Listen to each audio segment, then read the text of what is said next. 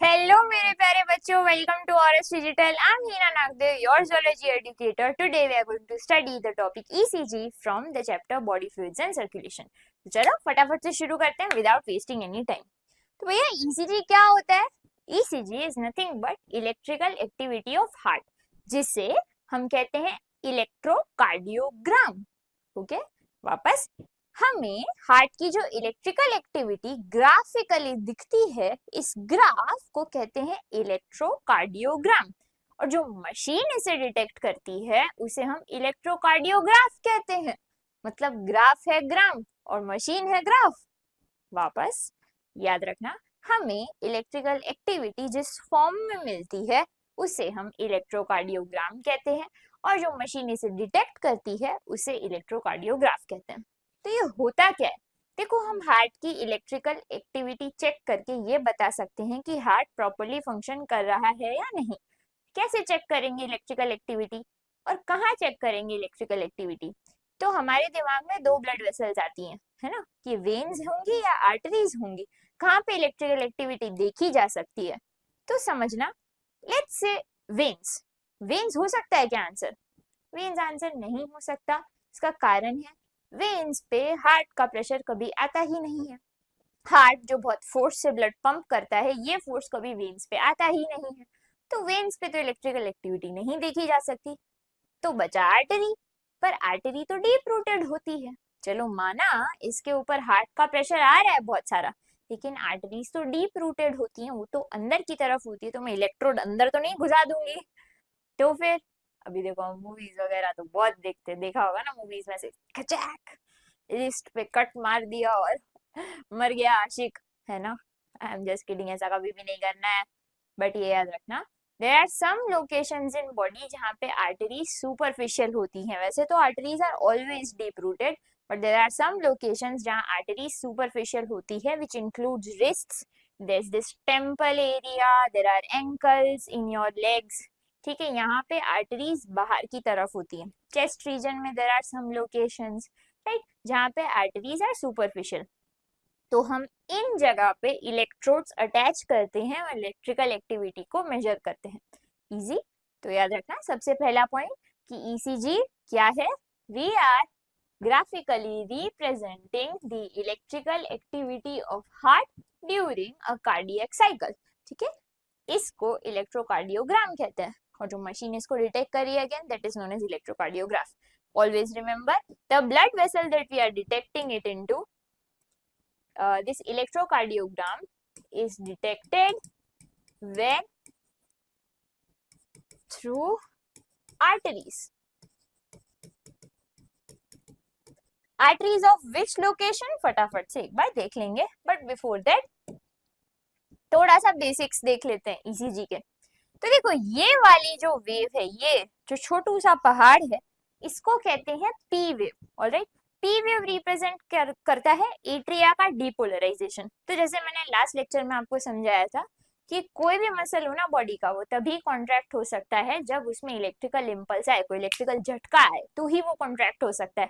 Likewise P wave represent करता है कि जब दोनों एट्रिया कंप्लीटली डीपोलराइज हो गया, मतलब दोनों में इलेक्ट्रिकल झटका फैल गया। क्यू आर एस, इसको कॉम्प्लेक्स कहते हैं। क्यू वेव, आर वेव और एस वेव साथ मिलके क्यू आर एस कॉम्प्लेक्स बनाती है। ये दर्शाते हैं जब वेंट्रिकल्स में झटका फैल चुका है। इजी। अब हमने लास्ट क्लास में पढ़ा था, थोड़ा सा रिवाइज कर लेते हैं। देखो, मेरे पास जो मसल और न्यूरॉन्स होते हैं, उनके अंदर नेगेटिव चार्ज होता है और उनके एक्स्ट्रा सेलुलर फ्लूइड में जनरली पॉजिटिव चार्ज होता है, मतलब ये पोलर होते हैं।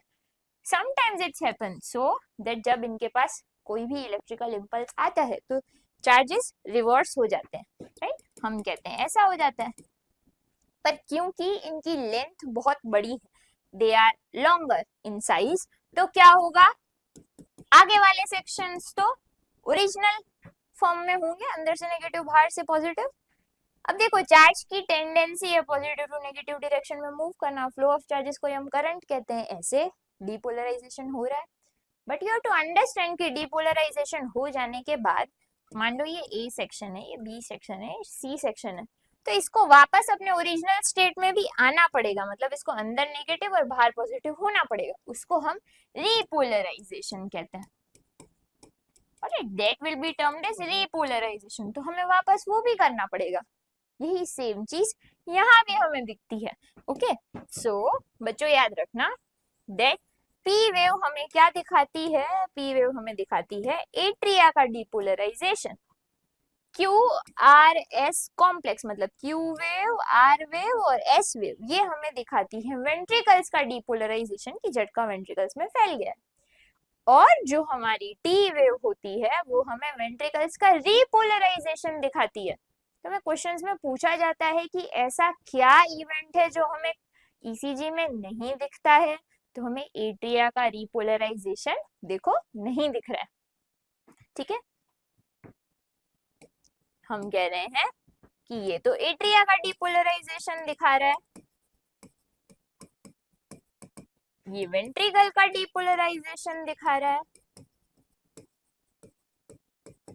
और ये वेंट्रिकल का रिपोलराइजेशन दिखा रहा है। तो एट्रियल रिपोलराइजेशन का क्या, तो याद रखना वो क्यूआरएस कॉम्प्लेक्स के नीचे मास्क हो जाता है, वो छुप जाता है क्यूआरएस कॉम्प्लेक्स के नीचे। तो याद रखना ईसीजी क्या नहीं दिखाता है हमें, एट्रिया का रिपोलराइजेशन वो नहीं दिखाता है।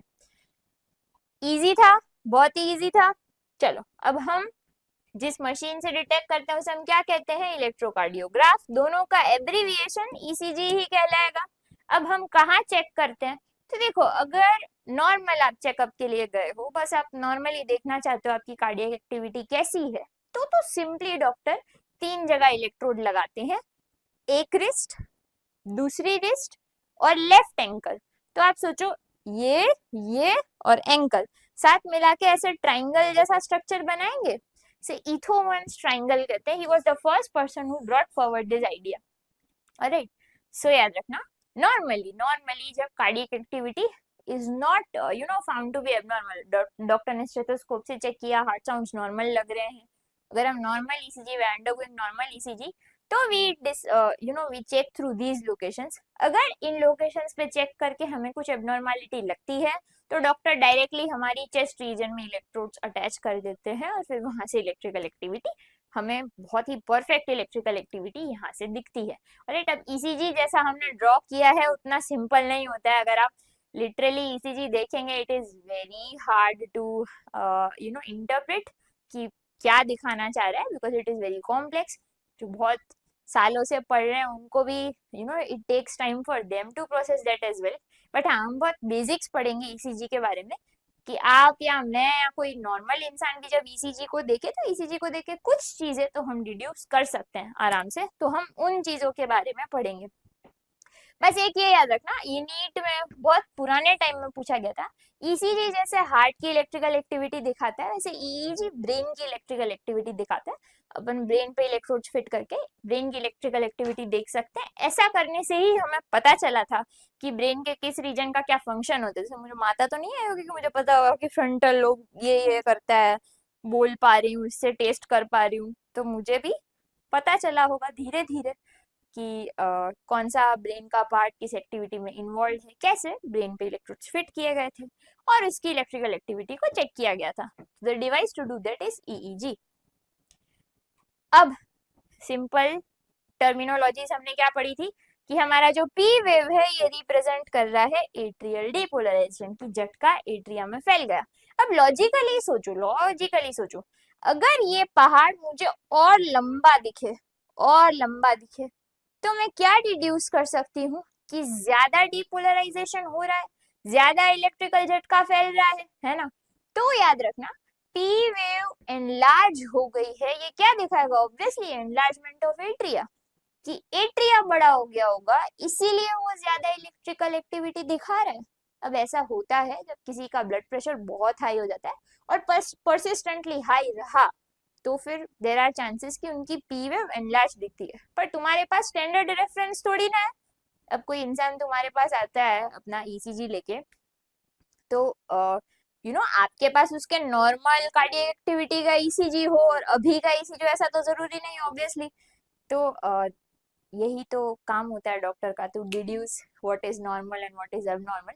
बट हाँ, ये भी याद रखना कि पूरे ईसीजी में ऐसा नहीं होगा कि पी वेव एनलार्ज्ड ही है। There will be some peaks that are very large, there will be some peaks that are smaller, so we can reduce the relative difference। और ब्लड प्रेशर वैसे हम स्पिग्मोमेनोमीटर से तो चेक कर ही सकते हैं। सो ये हाइपरटेंशन के दौरान देखा जाता है। पी वेव अगर एब्सेंट हो तो ये दर्शाता है कि साइनोएट्रियल नोड भैया हमारा काम नहीं कर रहा है। अब ये ना काम करे तो एक कंडीशन अराइज होती है जिसे एरिथमिया कहते हैं। एरिथमिया मतलब हमारी जो रिदमिक एक्टिविटी है दैट इज लॉस्ट। हम कह रहे हैं ना 0.1 सेकंड्स के लिए एट्रिया कॉन्ट्रैक्ट हो रहे हैं, 0.3 सेकंड्स के लिए ही वेंट्रिकल कॉन्ट्रैक्ट हो रहे हैं, 0.4 सेकंड्स के लिए दोनों ब्रेक ले रहे हैं। ये रिदमिक एक्टिविटी है हार्ट की, ये खो जाएगी तो क्या इंसान मर जाएगा? साइनोएट्रियल नोड ही तो था पेसमेकर। नो, मरेगा नहीं, कुछ टाइम तक सरवाइव कर सकता है क्योंकि AV node 50 times per minute तो डिपोलराइज हो सकता है। अब इसके सारे जीवन काटा जा सकता है लेकिन नॉर्मल लाइफ नहीं जी जा सकती है। तो पी वेव अगर एब्सेंट हो तो ये दर्शाता है कि साइनोएट्रियल नोड एब्सेंट है। अब पीक्यू इंटरवल म्हणजे काय? देखो, पी जहां एंड हुआ, क्यू जहां स्टार्ट हो रहा है, इसके बीच का इंटरवल ये दिखाता है कि साइनोएट्रियल नोड से पर्किंजे फाइबर्स तक जाने में कितना टाइम लगा। मतलब एट्रिया से झटका पूरे वेंट्रिकल तक कब फैल पाया, क्योंकि एट्रिया तो 0.1 सेकेंड्स के लिए कॉन्ट्रैक्ट हो रहा है, फिर वेंट्रिकल्स को तो 0.3 सेकेंड्स के लिए कॉन्ट्रैक्ट होना है।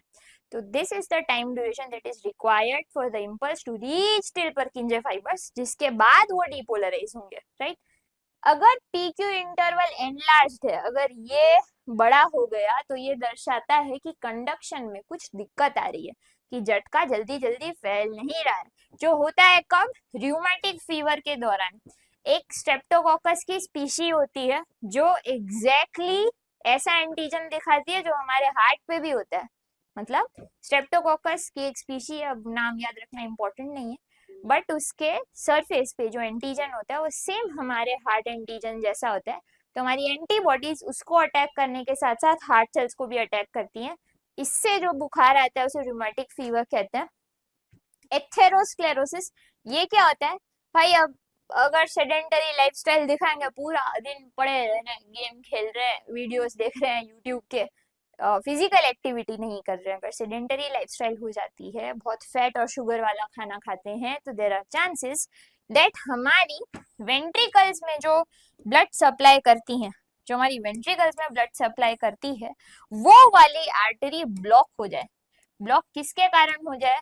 कोलेस्ट्रोल, फाइब्रिन थ्रेड्स, कैल्शियम, ये सब डिपॉजिट होके क्लॉट बना दे और वो उस आर्टरी को ब्लॉक कर दे। अब लिटरली वेंट्रिकल्स में एक आर्टरी होती है, लेफ्ट एंटीरियर डिसेंडिंग आर्टरी, उसका नाम तो याद नहीं रखना है तुम्हें, LAD is the abbreviation of it. उसका सच में नाम है विडो मेकर आर्टरी, विधवा बना दे ऐसी artery. Because majorly the patients who are affected from heart attack are males को ज्यादा, कंपैरेटिवली फीमेल्स के कंपैरिजन में ज्यादा हार्ट अटैक आते हैं।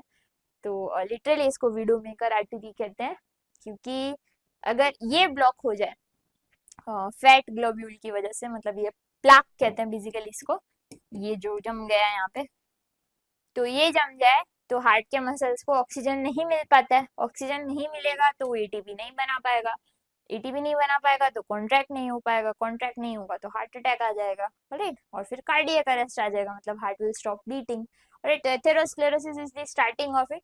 अब ये जो ब्लॉकेज है वो कभी कभी पार्शियल होता है, कभी कभी कंप्लीट होता है। Both of the cases we will study जब मैं आपको डिसऑर्डर्स पढ़ाऊंगी, ओके। तो एथेरोस्क्लेरोसिस में ऐसे ये आर्टरी ब्लॉक हो जाती है। तो अगेन याद रखना, पीक्यू इंटरवल मेरा एनलार्ज्ड है तो देयर आर चांसेस कि इन दोनों में से कोई कंडीशन हो सकती है। अब देखो, इससे भी ज्यादा क्लिनिकल इंडिकेशंस होती हैं, बट दिस इज समथिंग जो नीट में पुराने टाइम में या वैसे कभी पूछा गया, इसलिए I only included these two disorders.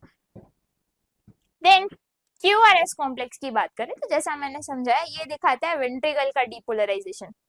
Now understand, अगर तुम्हें ईसीजी में कुछ भी देखना नहीं आता, पर ये तो कोई सा भी इंसान देख सकता है कि आपके पास किसी इंसान का 1 मिनट का ईसीजी हो, उसमें जितने क्यूआरएस कॉम्प्लेक्सेस हो उस इंसान की इतनी ही हार्ट रेट होगी, ठीक है।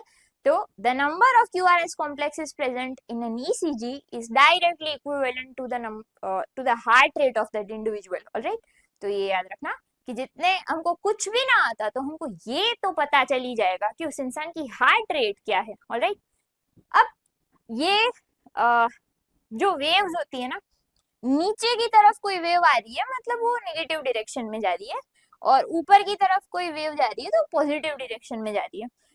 तो हमको QRS की स्टैंडर्ड वेव है वो ऐसी दिखती है, पर मान लो Q थोड़ी और नेगेटिव हो जाए या R थोड़ी और पॉजिटिव हो जाए, मतलब ये एनलार्ज हो जाए साइज में ये वेव्स, तो ये दिखाती है मायोकार्डियल इन्फार्क्शन, जिसे हार्ट अटैक भी कहते हैं. ना अंडरस्टैंड कि ये सब धीरे धीरे होता है, कि पहले ऐसा नहीं होगा अचानक से हार्ट अटैक आ गया. ऑल्दो नाउ अनफॉर्चुनेटली सो हम बहुत इंसिडेंसेस सुन रहे हैं कि हार्ट अटैक यंगस्टर्स को भी आ रहा है. पहले तो माना जाता था कि ओनली एजेड पीपल और mid aged people are affected from heart attack, but now we see around us कि बहुत यंगस्टर्स को भी unfortunately even somebody of my age, अब मैं ये नहीं बोल रही कि मैं यंग हूँ, आपको मैं भी बुढ़ी ही लग रही होंगी, लेकिन खैर I do not consider myself too much aged. So somebody I knew personally who was almost my age died out of heart attack. Maybe suddenly he used to go to gym, used to take care of his lifestyle and still. तो ऐसे तो it is impossible for us to know always the idiopathy. हमें हमेशा नहीं पता होता है कि हार्ट अटैक का कारण क्या होता है. कुछ लोगों के केस में बताया जा सकता है जो जिनका बॉडी मास इंडेक्स बहुत ज्यादा हो, बहुत फैट और कोलेस्ट्रॉल वाला खाना खा रहे हो, तो चलो माना भी जा सकता है कि हो रहा है. बट बहुत सारे फैक्टर्स हैं कि लोगों को ये हो रहा है, जो मैं कवर करूंगी डिसऑर्डर्स में, जो मुझे लगता है कारण है. बट एनीवे, तो अगर Q और R वेव एनलार्ज हो तो ये हार्ट अटैक को दर्शाते हैं. तो अब सडनली नहीं आता है, पहले ऑब्वियसली आर्टरी ब्लॉक हुई होगी, मसल्स को ऑक्सीजन नहीं मिला होगा, तो पहले इस्कीमिया जैसी कंडीशन आई होगी. What is ischemia? इस्कीमिया मैंने कहीं तो वर्ड लिखा है, ठीक है. हाँ, इस्कीमिया वर्ड क्या होता है? जब इनसफिशिएंट ऑक्सीजन मिल रहा हो हार्ट मसल्स को, उस कंडीशन को अपन इस्कीमिया कहते हैं. जिसके बाद हार्ट में एक हल्का सा दर्द होता है, अक्यूट पेन होता है, जिसे हम एंजिना पेक्टोरिस कहते हैं. इसके बाद अगर अभी तक आपने सीरियसली नहीं लिया, you are not going to a doctor, if you are looking at these symptoms, if you are still not going to a doctor, there may be chances that it leads to heart attack. तो ऐसा नहीं है कि heart attack suddenly आएगा, वो relatively धीरे धीरे आता है. ठीक है, next is the QT interval. QT पाई याद रखना, जस्ट किडिंग. तो जो QT इंटरवल होता है ये वाला, Q वेव स्टार्ट हुई से T वेव स्टार्ट होने वाली है, इसके बीच का इंटरवल वेंट्रिकुलर सिस्टोल दर्शाता है. मतलब वेंट्रिकल डीपोलराइज होने के साथ साथ कॉन्ट्रैक्ट भी हो गया. और जैसे ये T वेव शुरू से खत्म हुई, यहाँ पे ये जो T वेव यहाँ एंड हुई ना, ये दर्शाता है कि वेंट्रिकुलर सिस्टोल खत्म हो गया. End of T wave is the end of ventricular systole. NCERT की लाइन है, याद रखना. T वेव जहाँ खत्म होती है वहाँ वेंट्रिकल कॉन्ट्रैक्ट होना बंद हो चुका है और यहाँ जॉइंट डायस्टोल शुरू हो रहा है. तो दिमाग में फिट कर देना ये line. End of T wave marks the ending of ventricular systole and beginning of joint diastole. तो T wave जहाँ खत्म होती है और P wave जहाँ से स्टार्ट होने वाली है, इन दोनों के बीच का मतलब आगे ECG तो चलती ही जाएगी ना, तो इन दोनों के बीच के गैप के अंदर जॉइंट डायस्टोल होता है. ओके, उसके बाद इसके रिलेटेड कुछ डिसऑर्डर्स है, जैसे ST सेगमेंट एलिवेटेड हो. अब अपन कैसे देख रहे हैं, ST सेगमेंट एकदम फ्लैट है, तुम्हें ऐसा दिखे कि S, P और Q का जो सेगमेंट है, इंटरवल है, वो ऐसे डिप्रेस्ड है, और ये तुम्हें ऐसे ऊंचा सा दिखे, ऐसे दिखे ECG. तो ST सेगमेंट एलिवेटेड हो ये दर्शाता है myocardial infarction again, which is heart attack. Heart muscles stop working, death हो जाती है हार्ट मसल्स की. डिप्रेस्ड ST सेगमेंट इस्कीमिया दिखाता है, मतलब हार्ट मसल्स के पास इनसफिशिएंट ऑक्सीजन जा रहा है, जिसके कारण वो काम करना बंद कर सकते हैं, काला पड़ने लगता है muscle literally. Flat T wave, मतलब T वेव ऐसे सीधी हो जाए, एकदम फ्लैट हो जाए, तो ये इस्कीमिया एथेरोस्क्लेरोटिक डिजीज, जो मैंने आपको अभी समझा ना कि वेंट्रिकल को जो ब्लड सप्लाई करती है वो आर्टरी ब्लॉक हो जाती है. फ्लैट ECG, ये तो भाई सबने मूवीज में देखा होगा, टी होने लगता है, एनसीईआरटी भी ऐसे ही बोल रही है, टीटी होने लगे तो डॉक्टर आके सॉरी बोलते, सॉरी हम बचा नहीं पाए पेशेंट को, है ना। तो फ्लैट ईसीजी दिखाती है कि heart has stopped working at all, ठीक है। तो this signifies heart attack and ultimately cardiac arrest, heart stops beating. Okay, so this was all from my side for ECG. अगर आपको इसके रिलेटेड कोई से भी डाउट्स हैं तो आप मुझे कमेंट सेक्शन में बताइए, एंड अगर आप ऐसा ही और कंटेंट पढ़ना चाहते हैं तो हमारे चैनल के साथ जुड़े रहिए। तो आज की सभा में समाप्त करते हैं, आगे का जानने के लिए देखते रहिए हमारा चैनल आवजो। जय श्री कृष्ण।